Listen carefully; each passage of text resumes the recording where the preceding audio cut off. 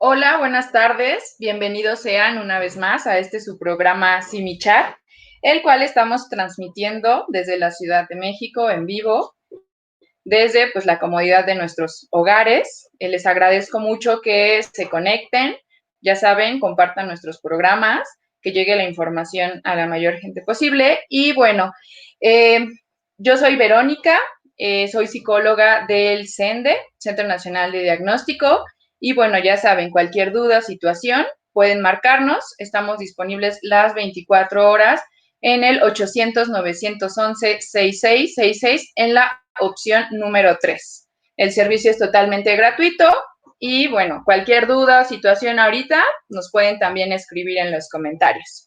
Y bueno, el día de hoy vamos a hablar de un tema que me parece muy importante, sobre todo que recientemente fue Día Mundial, se los voy a comentar, Día Mundial para la Prevención del Abuso Sexual Infantil. Es un tema, me parece de repente muy complejo, ya que creo que tiene como muchos mitos detrás de él. Y bueno, el día de hoy tenemos a un invitado, es un querido amigo mío ya de hace algún tiempo, hemos pues colaborado juntos en algún proyecto y bueno, no lo veo todavía con nosotros, pero mientras les voy a ir leyendo su semblanza curricular. Ya está llegando. Bienvenido, Javi. Voy a leer un poquito de lo que has hecho para que empecemos a platicar sobre este tema tan importante. Y bueno, él es psicólogo educativo, egresado de la Universidad Autónoma Metropolitana, certificado en gestión de proyectos por parte del Banco Interamericano de Desarrollo. Ha colaborado en el área de políticas públicas y capacitación en la primer Defensoría de Derechos de Niñas, Niños y Adolescentes de la Ciudad de México. Asimismo, ha facilitado talleres para niñas, niños y adolescentes, así como responsables de crianza en diferentes espacios. Cuenta con una publicación sobre el maltrato entre pares en la Ciudad de México en conjunto con la Universidad Intercontinental y ha colaborado en Guardianes desde hace 4 años. Actualmente él es jefe de proyectos de infancia y adolescencia. Como siempre, pues me gusta invitar a personas que son súper expertos en este tema. Y bueno, Javi, bienvenido seas, muchas gracias por la invitación. Eh, pues no sé si quieras decir unas palabras antes de entrar de lleno al tema. No, pues muchas gracias, Vero. Ya nos introduciste bastante al tema, mencionando justo que la semana pasada, el 19 de noviembre, pues fue el Día Mundial para la Prevención de la Violencia Sexual Infantil que viven las niñas y los niños en el mundo, ¿no? Entonces, bueno, pues en Guardianes justo ese es nuestro principal objetivo, ¿no? Poder trabajar por los derechos de las niñas y de los niños y con un particular interés, ¿no? En este tema del maltrato y la violencia sexual infantil, ¿no? Que de igual forma, pues ya por aquí vi que también pusieron ya nuestras redes sociales para que nos visiten en Guardianes y pues también puedan conocer un poco más acerca de lo que el día de hoy pues vamos a hablar. Muchas gracias, Vera. Muy bien. Pues Javi, me gustaría que empezáramos con este tema. Primero, ¿qué es el abuso sexual infantil? Cuéntanos, ¿qué características hay? Ok, bueno, pues el abuso sexual infantil justo tiene que ver con una interacción, principalmente es una interacción que surge entre una persona adulta y un menor, una menor de edad, ¿no? En esta, y algo que tiene, ¿no? Es esta interacción, pues principalmente busca la satisfacción sexual, ¿no? De quien agrede. Algo que tiene justo como particularidad el abuso sexual, ¿no? Y en realidad cualquier tipo de abuso es lo que nos marca y lo que nos representa en muchos sentidos, es el tema del poder, ¿no? El ejercicio del poder dentro del abuso está, y es lo que se vislumbra en gran sentido adulto y principalmente aquí en el abuso sexual infantil. Principalmente, justo, además de este abuso y uso del poder que tienen, porque es importante el tema del poder, ¿no? Estadísticamente hablando, se estima que aproximadamente las niñas y los niños que viven abuso sexual infantil tienen principalmente una edad de aproximadamente 5.7 años de edad, ¿no? Entonces, al ser una situación donde un adulto, ¿no? Tiene esta interacción buscando su satisfacción sexual, evidentemente está haciendo uso y abuso del poder que tiene en esa relación que establecen con las niñas y con los niños, ¿no? Bueno, principalmente tiene tres características el tema del abuso. Uno de ellos es la gratificación sexual del agresor y todo lo que implica esta gratificación sexual, ¿no? Y hay que recordar, incluso, bueno, pues en otros programas también que hemos estado viendo aquí en Simichat, pues es esta idea, ¿no? El abuso sexual, no, más bien la sexualidad, no solamente está ubicada incluso en los genitales, ¿no? Sino tiene que ver también con una cuestión mental y esta satisfacción mental que puede generar en el agresor, ¿no? Entonces, este agresor va a buscar principalmente esa gratificación sexual, ¿no? Al sentir un placer por ver un poco, al tener justo esta interacción con las niñas y los niños. Además de esto viene justo el tema del abuso del poder, determinada principalmente por una asimetría, ¿no? ¿Qué es la asimetría? Bueno, pues es todo lo contrario de lo simétrico, ¿no? Si el día de hoy justo pensáramos, ¿no? en esta situación de la asimetría, pues podríamos tener nuestras manos, ¿no? Principalmente a lo mejor, y si estas manos las tenemos aquí y les damos, las encontramos, ¿no? Pues decimos, ¿sabes qué? Lo ves por aquí, lo ves por acá, hay una simetría, ¿no? Es simétrico la interacción que puede haber entre mis manos. ¿Qué es lo que sucede en realidad en el abuso sexual? Bueno, pues además, ¿no? Existe esta diferencia que no solamente está ligada a la edad. Hay algunos teóricos que han dicho, ¿sabes qué? El abuso sexual tiene que haber una diferencia de 7 años de edad.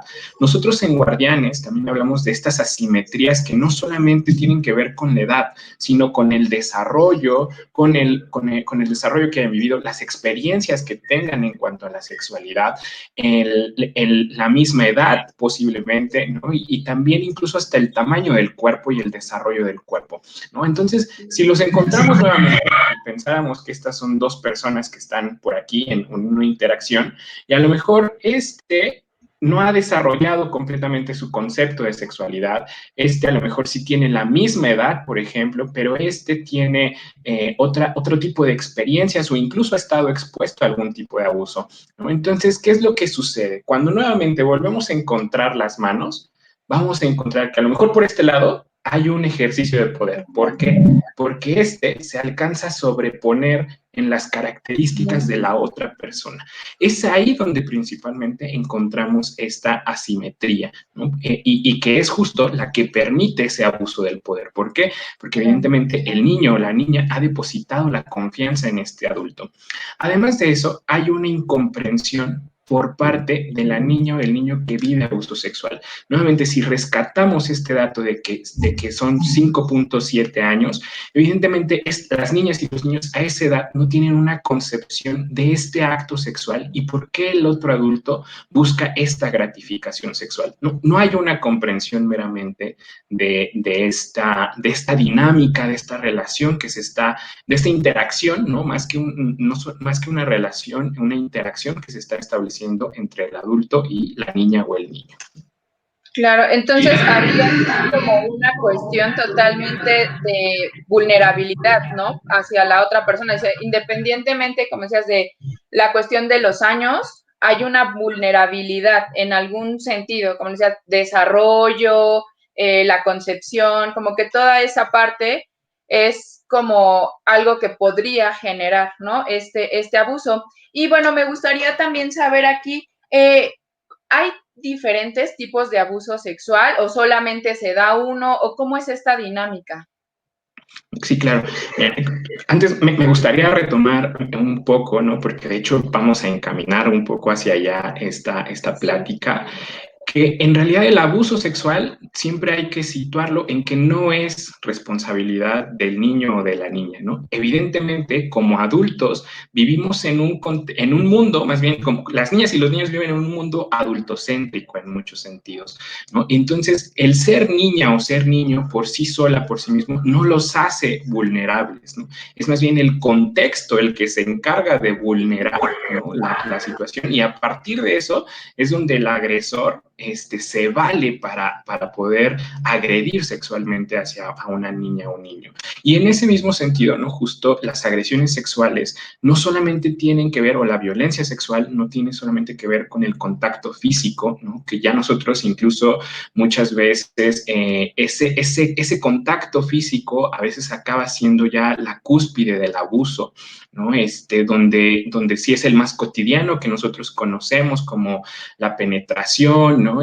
La violación propiamente, que es lo que nosotros conocemos de manera cotidiana, donde ya hubo a lo mejor alguna penetración anal, vaginal o en la boca, ¿no? Donde fue obligado el niño o la niña a realizar un tipo de sexo oral, ¿no? O incluso algo que ya va, que se va a lo mejor reduciendo, pareciera como en el tono, pero que el impacto sigue siendo el mismo, es que hay niñas y niños que son obligados de repente a tocar los genitales propios, ¿no? O los genitales del otro adulto, o tocar incluso los genitales del mismo agresor, ¿no?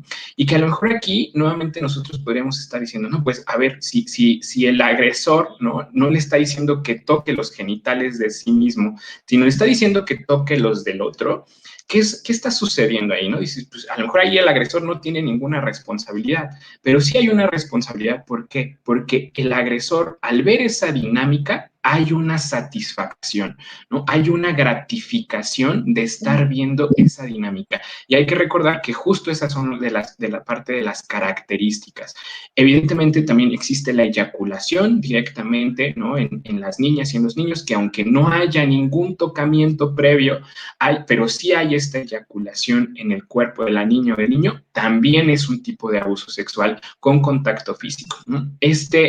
Nuevamente aquí, ¿qué es lo que vemos? ¿Qué característica vemos principalmente? La incomprensión, ¿no? Una niña, un niño que le han que han eyaculado en su cuerpo, pues va a decir, ¿esto qué pasa a mí? ¿Qué me está sucediendo? ¿No?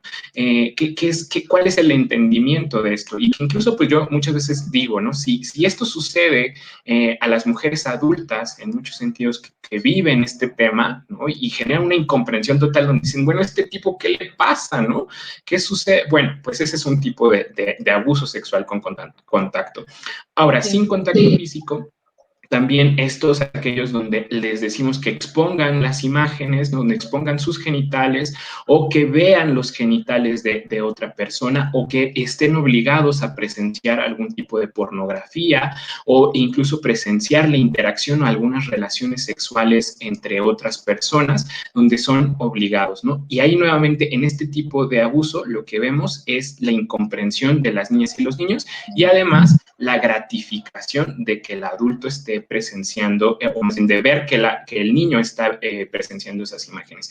Y el otro tema, pues, terrible es la explotación sexual, ¿no? Que también es otro tipo de abuso y que en México tenemos un índice altísimo de este tipo.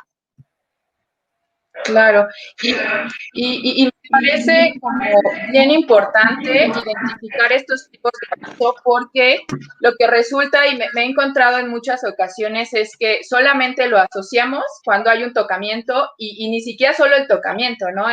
O sea, no hubo penetración, no hay abuso. Y entonces no se toma en cuenta todos estos elementos y se deja totalmente de lado, ¿no? Como que no hacen caso, no le dan la importancia necesaria. Pues bueno, ya se nos fue bien rápido el primer bloque. Recuerden, pongan sus dudas. Ahorita vamos a estar mandando saludos.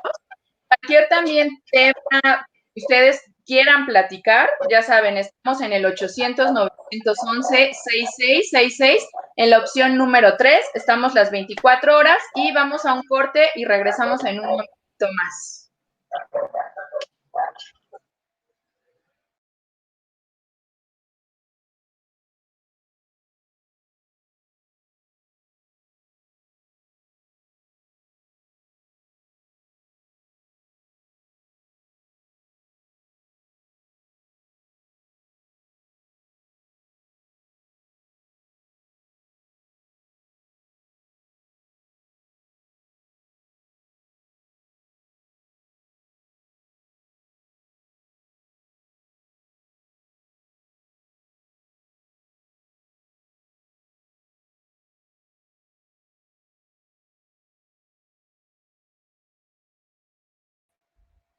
Y bueno, ya regresamos de este primer corte. Vamos a mandar rápidamente algunos saludos.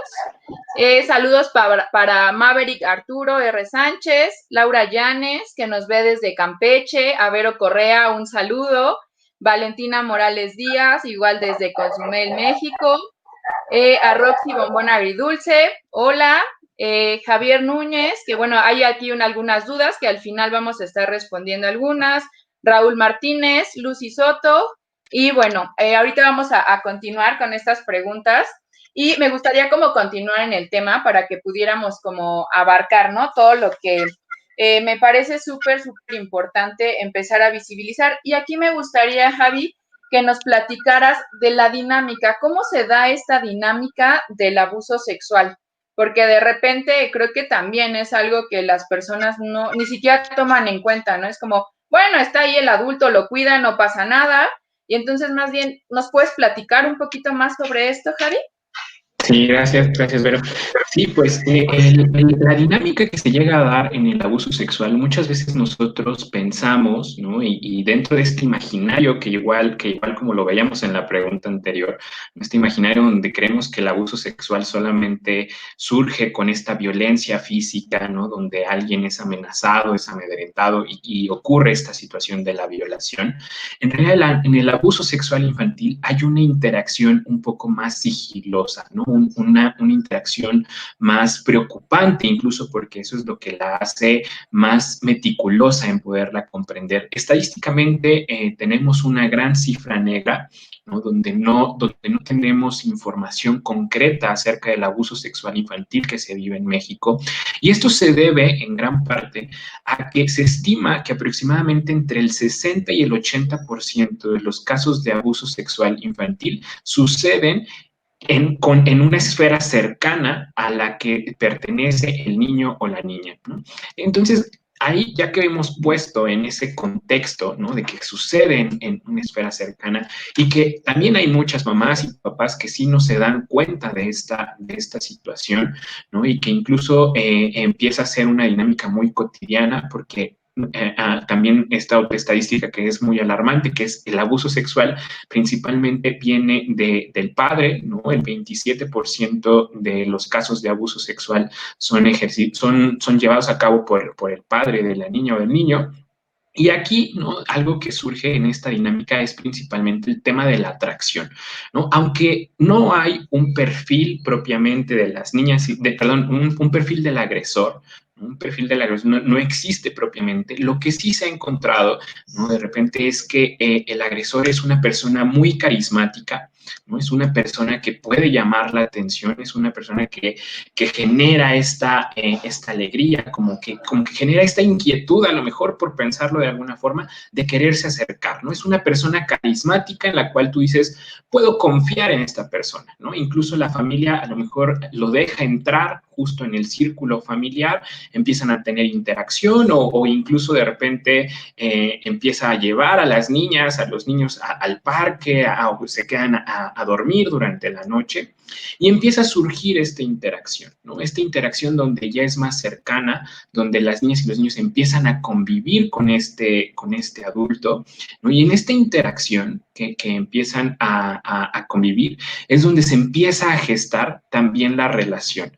Y en ese gestarse la relación, desde ahí también el adulto se empieza a tener una mayor confianza con el niño, con la niña, para establecer lo que después va a ser como una cuestión del secreto, ¿no? El secreto, la manipulación, el chantaje, ¿no? Donde el adulto ya está muy involucrado en este mundo.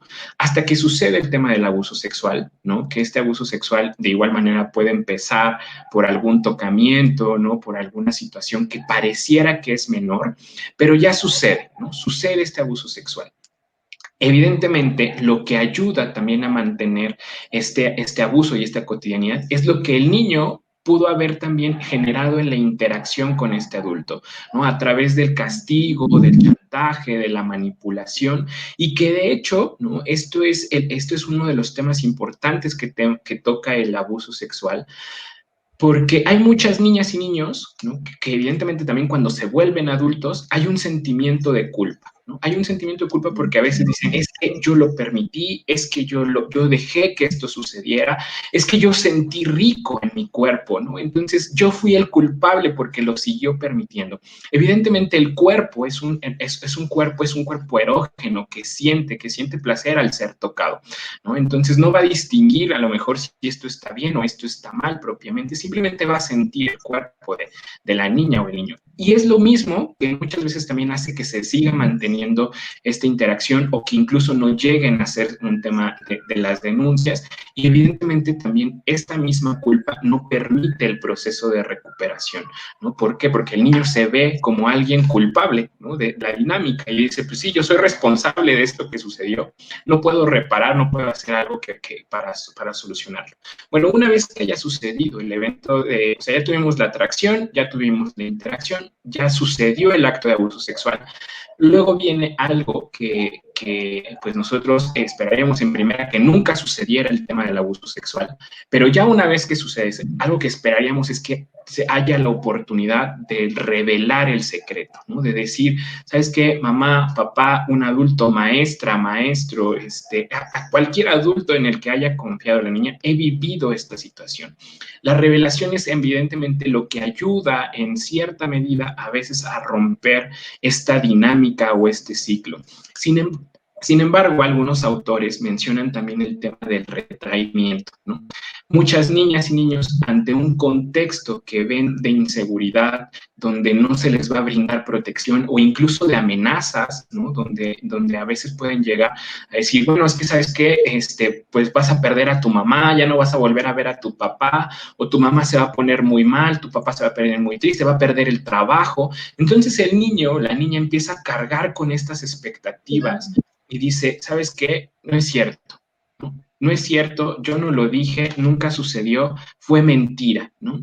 Pero no es que en realidad el niño o la niña haya mentido. Una niña o un niño no miente en esta situación del abuso, ¿no? Siempre es importante creerles cuando ellas y ellos revelan esta situación, ¿no? Por eso es muy importante creerles, porque si no, surge este retraimiento y pareciera que nunca sucedió. Y ahí nuevamente repetimos el ciclo, ¿no? Puede haber una atracción, una interacción, incluso, bueno, el abuso sexual puede permanecer años en la vida de una persona adulta, ¿no? Que ese es un tema terrible, a mi parecer, porque siempre cuando a veces escuchamos que un adulto o que una mujer o un hombre dijo, sí, yo viví abuso sexual durante mi infancia y lo estoy diciendo 20, 30 años después, no, en realidad no hay que cuestionar a lo mejor del todo qué es lo que motiva, más bien qué es lo que pasaba en la mente de este adulto que no dijo durante esos 20, 30 años del abuso sexual que ha sucedido. En realidad lo que tendríamos que Claro. cuestionar también es qué sucedía, ¿no? Para que el contexto en el que se desenvolvía no fuera lo suficientemente fuerte o que no le podía brindar un respaldo suficiente para decir, claro, yo vivía abuso sexual, ¿no? Le costó esos 20, 30 años encontrar a alguien que le brindara esa confianza y ese espacio de seguridad. Claro, y me parece también esto, ¿no? Como de repente tan increíble porque es una culpa que se va cargando durante muchos años.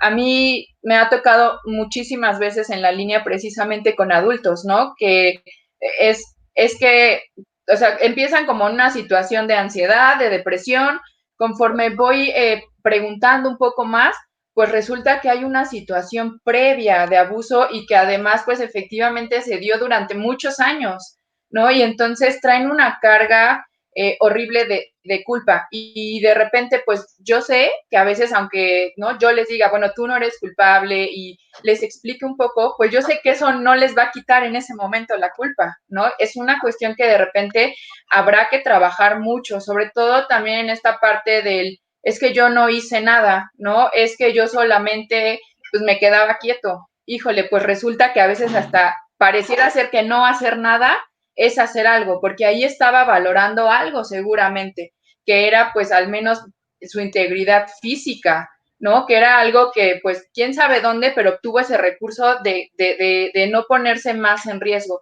Entonces creo que también de repente hay que recuperar esto y sobre todo esta parte que hablabas de la familia, también la cuestión a veces de la confianza, ¿no? Con los amigos de la familia, con los primos, que por supuesto también hay mujeres que lo hacen, pero como bien lo mencionabas, pues hay un porcentaje mayor en hombres, ¿no? Y aquí precisamente algo que fíjate que me llama mucho la atención desde hace mucho tiempo y yo siempre me preguntaba por qué.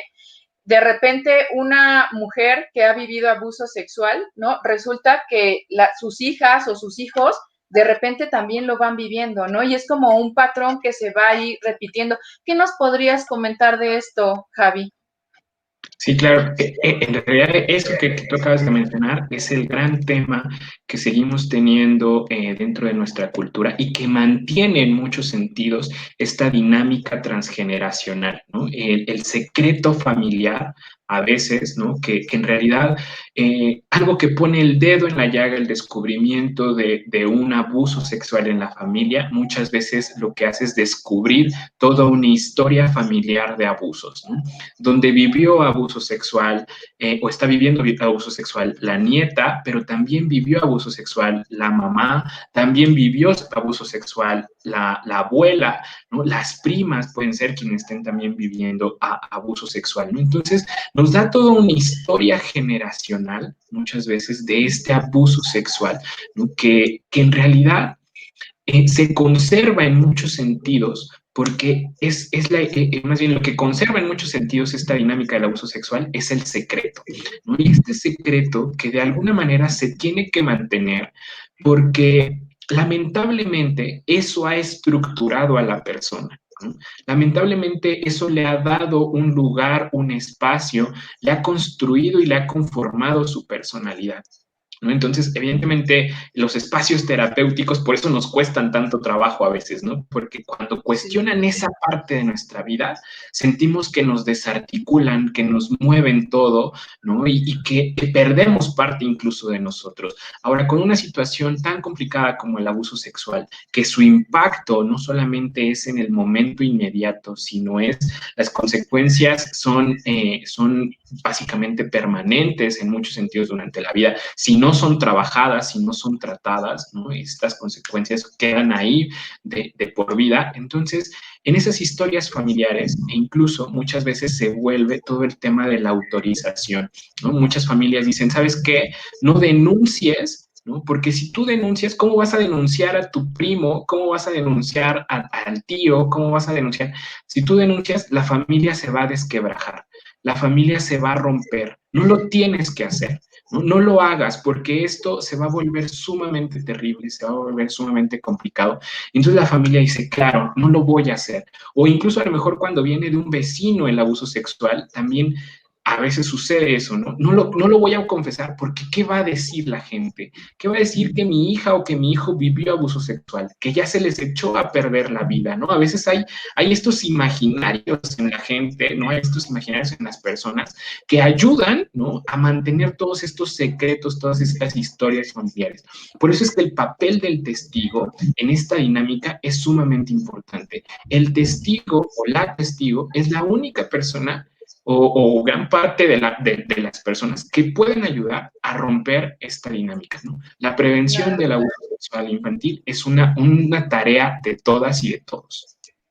Claro, esto que mencionas es bien importante porque además creo que pues nosotros, ¿no? Como adultos, jugamos un papel todavía más importante, ¿no? De repente porque lo vemos y es como, no, no, no, pero creo que tiene que ver justo con esto que hablas, el desconocimiento, pues los mitos que hay alrededor de este tema.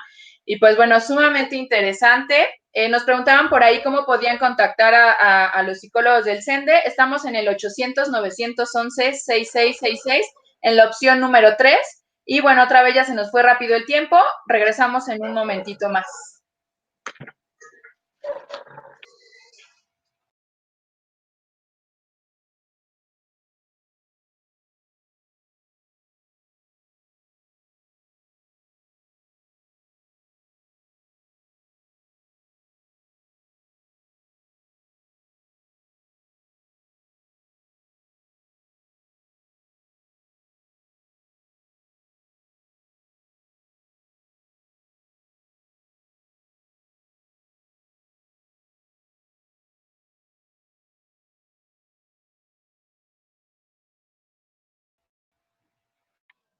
pues ya regresamos nuevamente a este tercer bloque. Unos saluditos más a Jocelyn Rodríguez, Isi Torres, Blanquis Pérez Hernández y a Guardianes. Muchísimas gracias también a ustedes por haber aceptado esta invitación.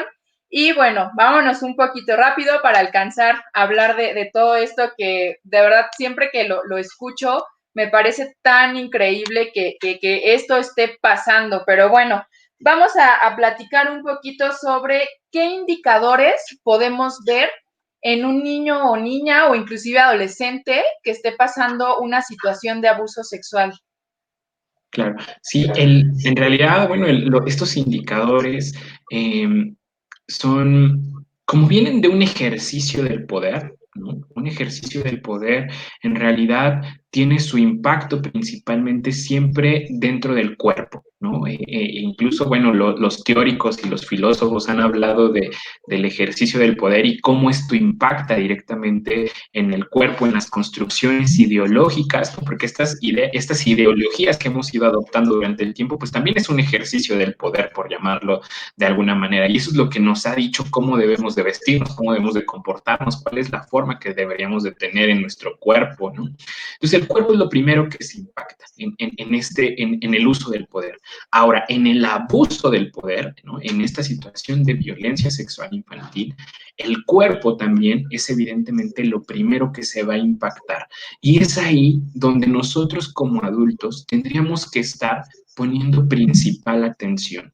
Poner atención en eso que el cuerpo del niño, que eso de las acciones de las niñas y de los niños nos están diciendo, ¿no? Entonces, el primer indicador siempre, ¿no? Lo más importante, y como se los decía hace un momento, es créele, ¿no? Cuando una niña o un niño te está diciendo, sabes que me están tocando mis partes privadas, me están tocando esto que a mí no me gusta, ya es desde ahí un indicador, ¿no? Ese indicador ya nos está diciendo que algo está sucediendo. Otra de las cosas que también es muy importante es estar revisando el tema de sus juegos, ¿no? Estos juegos que no son propiamente los juegos sexuales de los que en realidad se busca el descubrimiento del otro, ¿no? Donde uno está queriendo saber qué es lo que tiene el otro niño o qué es lo que no tiene, sino estos juegos donde de repente ya son muy erogenizados, ¿no? Donde incluso se pueden imitar posiciones sexuales, donde hay incluso una agresividad o una tortura hacia la otra persona y no todos están de acuerdo en ese juego. Ahí también nos está hablando de un indicador que podríamos estar observando, ¿no? Adicional a eso, ¿no? También vamos a empezar a ver como algunos cambios drásticos en el estado de ánimo. De repente, niñas o niños que eran muy retraídas o muy retraídos, de repente tienen una explosión, ¿no? Y aparte esto no es paulatino, ¿no? Sino tiene una explosión y incluso su comportamiento se empieza a volver un poco más erogenizado, ¿no? Sus juegos son más erogenizados, tienen una connotación más sexual, ¿no? O bien todo lo contrario, ¿no? Hay un retraimiento total del niño o de la niña, ¿no? Y donde quiere rechazar, ¿no? Hay un sentimiento de apatía hacia las demás personas, donde no hay una interacción, incluso a veces el tocamiento, ¿no? Hacia ellos, el sentir un hombro o algo, el tocar el hombro, ¿no? Por más sencillo, puede generar un sobresalto en la niña o el niño. Ahora, los trastornos de alimentación, ¿no? Estos también aparecen y que evidentemente también esto es una de las consecuencias a largo plazo, ¿no? Lo que tendríamos que pensar, justo como te decía, lo que se está gobernando en este momento es el cuerpo. Entonces aparecen estos trastornos de alimentación como pueden ser la anorexia o la bulimia, ¿no?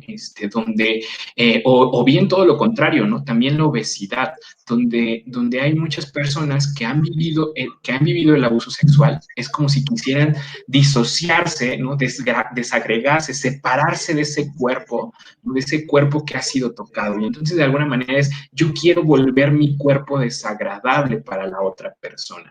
Esto sucede también en las niñas y en los niños, que además es una consecuencia que se empieza a ver y se prolonga muchas veces durante el tiempo. Los cambios en el sueño, aparecen estos terrores nocturnos, de repente esta inquietud de no querer dormir, estos sueños constantes donde donde el niño pide a lo mejor estar con su mamá, ¿no? O no quiere dormir, también, ¿no? Y llegada la noche es cuando vive a lo mejor esta situación de abuso. La enuresis o la ecopresis, ¿no? Que es justo el que se orinen en la cama, ¿no? O que pierdan el control del esfínter, tanto al hacer pipí como al hacer popó. Muchas veces esto está ligado principalmente también a la ansiedad que puede generar el momento, la inquietud, y se pierde totalmente el control del esfínter. O en otras ocasiones, y que es en un caso también lamentable, es cuando se pierde justo esta posibilidad de controlar el esfínter porque el esfínter ha sido lastimado o ha sido lacerado de alguna forma. Entonces, esto es una situación sumamente triste, sumamente complicada, pero es algo que sucede. El bajo rendimiento escolar que tienen las niñas y los niños, esto es los maestros, las maestras tienen mucha claridad de esta situación, y bueno, también el miedo de repente a las revisiones médicas, por ejemplo, y de igual forma pues un lenguaje sexual muy explícito, de repente niñas o niños que están hablando con un lenguaje sexual con una connotación que pareciera más del adulto, ya también nos está dando un indicador de que algo no va muy bien por ahí. Claro, y yo creo que es importante precisamente, de repente también, por aquí leía un comentario de Claudia Ramírez Arias, un saludo, que dice, como papás es importante generar confianza con nuestros hijos para que puedan contarnos cualquier cosa que no les haga sentir a gusto, ¿no? Y creo que además de generar esta confianza, precisamente es ustedes como mamá, papá, responsables de este infante, es importante conocer, ¿no? Cómo son, cómo cuando está triste, qué hace, estar pendientes, como decías, la cuestión de estos cambios, ¿no? Que de repente pareciera ser que, ay, pues está engordando porque come mucho, ¿no? Cuando no vemos este trasfondo.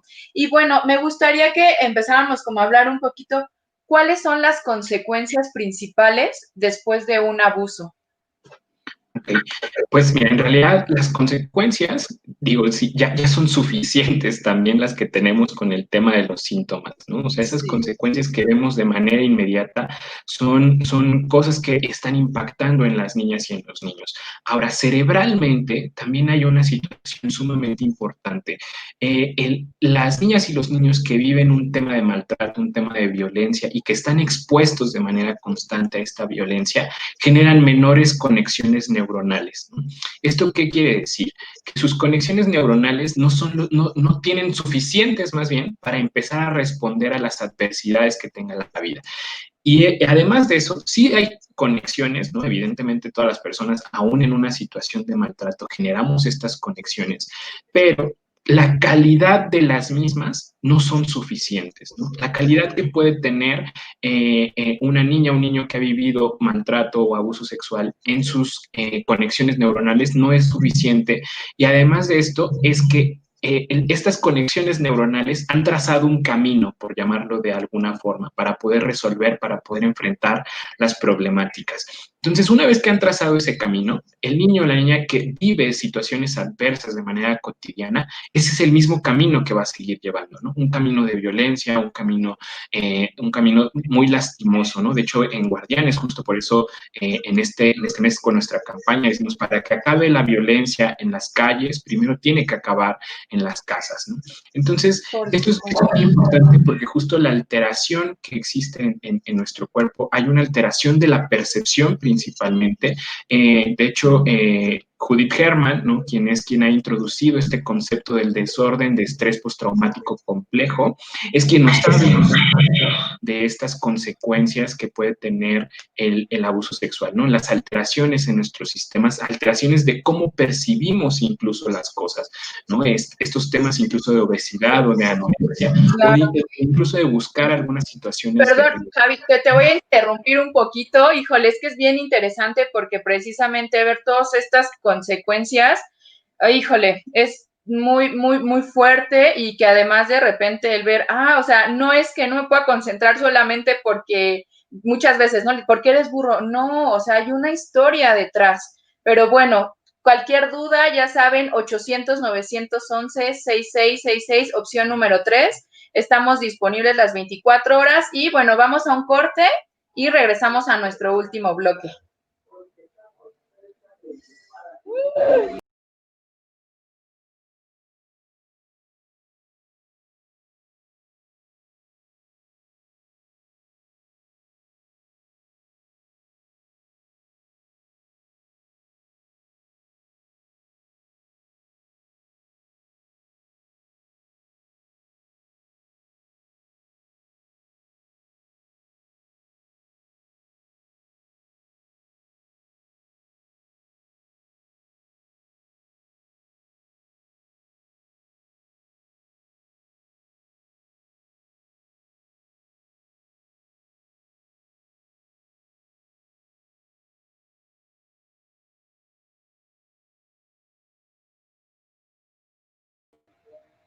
Y bueno, regresamos ya a nuestro último bloque. Se nos fue rapidísimo como siempre.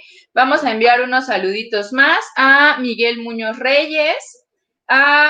Dice Claudia Martínez algo que me parece sumamente importante. No callemos ni seamos cómplices del abuso.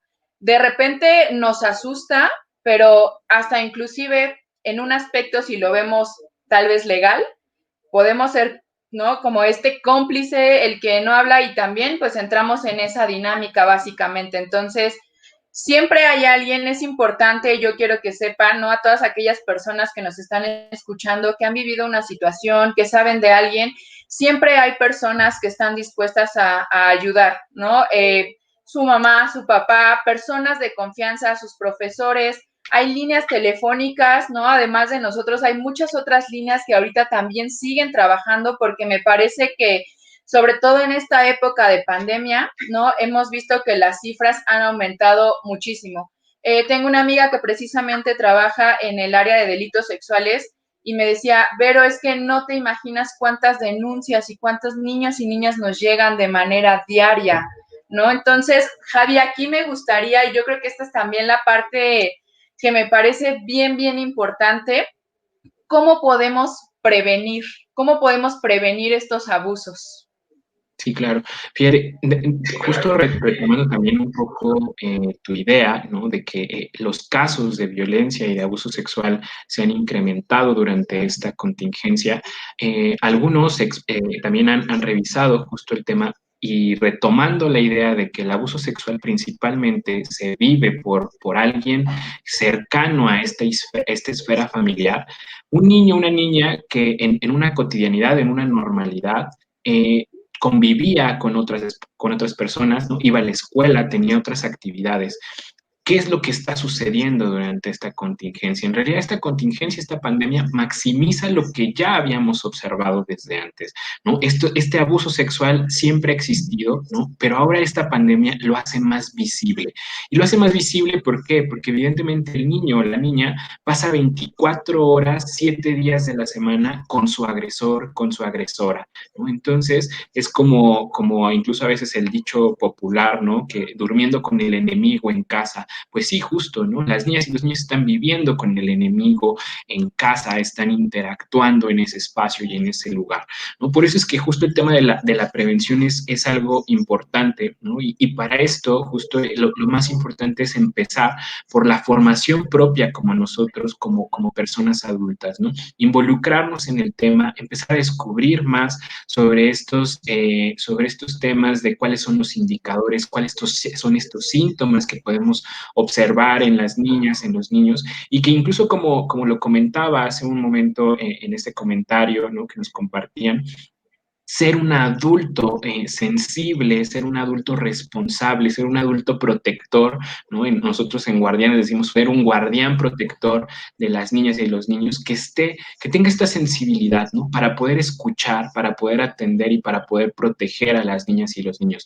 Porque las muestras, ¿no? En realidad las muestras que nos dan las niñas y los niños que están viviendo abuso sexual, muchas veces nosotros las ignoramos o no las queremos tener presente en muchos sentidos, ¿no? Entonces, por eso es muy importante justo seguir como adultos trabajando en nosotros mismos, ¿no? En formarnos, en informarnos sobre esta situación y que cuando llegue una situación, llegue un caso a nosotros, podamos hacer algo, ¿no?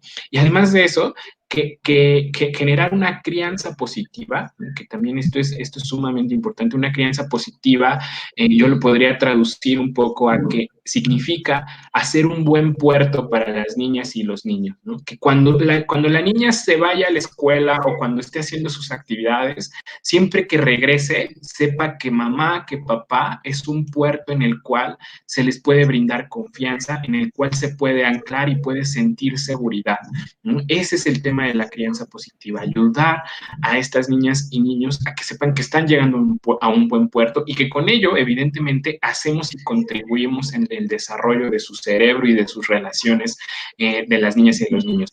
Ahora, propiamente, ¿no? Creo que para también el tema de la prevención en las niñas y los niños, bueno, más bien, regresando otra vez, es la prevención, ¿no? Principalmente sí tiene que estar en nosotros como adultos, en generar un entorno saludable, en generar un entorno confortable para las niñas y los niños. Por sí solas, las niñas y niños no son vulnerables, ¿no? Somos nosotros los que los ponemos en un contexto de vulnerabilidad.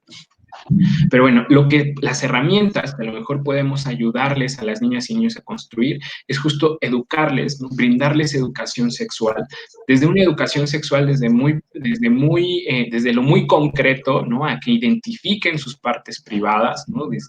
Desde estos son mis testículos, este es mi pene, este es mi vulva, ¿no? Estos son mis nalgas.